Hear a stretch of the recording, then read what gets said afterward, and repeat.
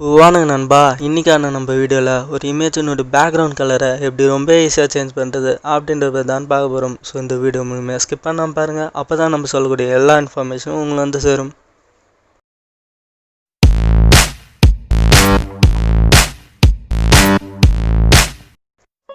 இந்த இமேஜை நம்ம எடிட் பண்ண யூஸ் பண்ண போகிற ஆப் பேர் லைட்ரூம்.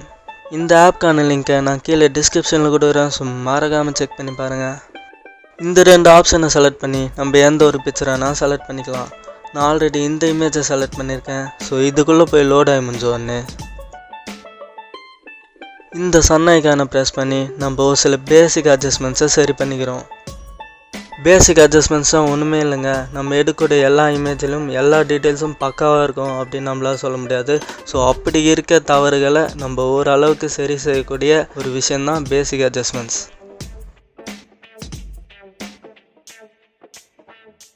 ஓகே நண்பா, இப்போ இந்த டெம்பரேச்சர் ஐக்கானை ப்ரெஸ் பண்ணி இங்கேயும் சில அட்ஜஸ்ட்மெண்ட்டை நம்ம மாற்றிக்கிறோம்.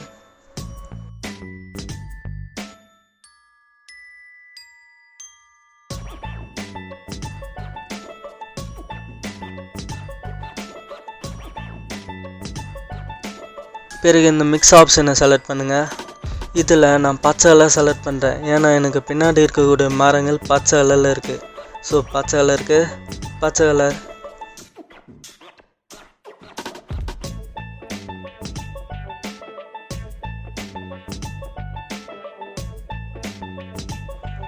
இப்போ மஞ்சாக்கு மஞ்சா.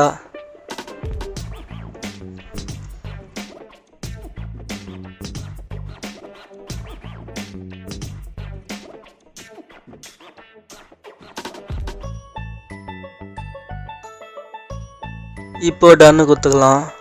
இப்போ உங்களுக்கு இந்த இமேஜினுடைய பிஃபோர் அண்ட் ஆஃப்டர் எவ்வளோ டிஃப்ரென்ஸ் எடுத்து பார்த்தீங்களா? இப்போ இந்த டப்பா ஆப்ஷனை செலக்ட் பண்ணுங்கள். இப்போ நான் இந்த ஆப்ஷன்லேயும் ஒரு சில செட்டிங்ஸை சேஞ்ச் பண்ணியிருக்கிறேன். எதனால் அப்படின்னு பார்த்தீங்கன்னா, எனக்கு இந்த இமேஜில் இருக்கக்கூடிய சில விஷயங்கள் மட்டுமே ஹைலைட்டாக தெரியணும். அதனால் இதே சேம் செட்டிங்கை உங்களுடைய இமேஜ்லேயும் ஃபாலோ பண்ணிக்கோங்க.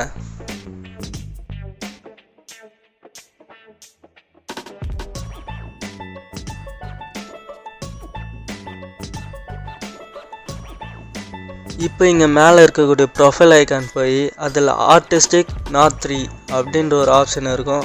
அதுக்குள்ளே போய் அதை நீங்கள் மாற்றிங்கனாலே உங்களுடைய பேக்ரவுண்ட் எந்த அளவுக்கு கலர் சேஞ்ச் ஆகுது அப்படின்றதும் உங்கள் கண்ணாலே பார்க்கலாம்.